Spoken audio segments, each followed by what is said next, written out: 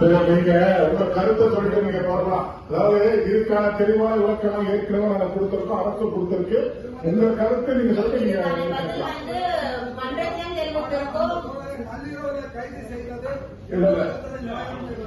அதெல்லாம் வந்து நீதிமன்றத்தில் இருக்கு. நீதிமன்றத்தில் நீங்க போகலாம்.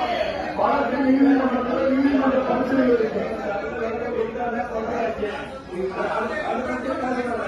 நீங்க அரசியலுக்காக பேசுறப்பா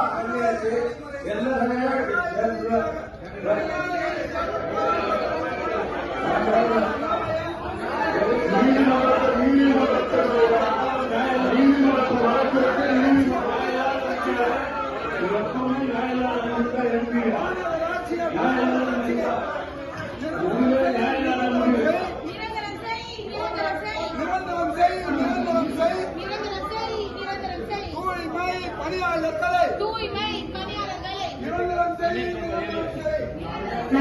மாவட்ட உறுப்பினர்